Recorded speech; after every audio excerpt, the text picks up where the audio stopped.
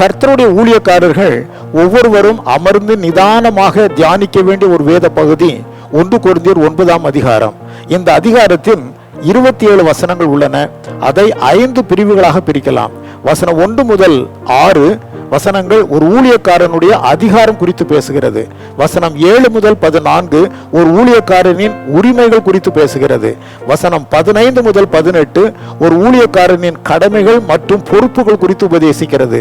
வசனம் 19 முதல் 23 ஒரு ஊழியக்காரனின் தாழ்மையான சிந்தை குறித்து உரைக்கிறது. வசனம் 24 முதல் 27 ஒரு ஊழியக்காரனின் ஒழுக்கம் குறித்து உரைக்கின்றது. பழைய ஏற்பாட்டில் லேவியர் 25:55 பாருங்கள். இஸ்ரவேலில் லேவியர் என்னும் ஒரு தனி பிரிவையே ஊழியக்காரர்களை வைத்திருந்தாலும் அந்த வாக்கியத்திலே இஸ்ரவேலர் முழுவதுமே தேவனுடைய ஊழியக்காரர் என்றுதான் கர்த்தர் உரைக்கின்றார்.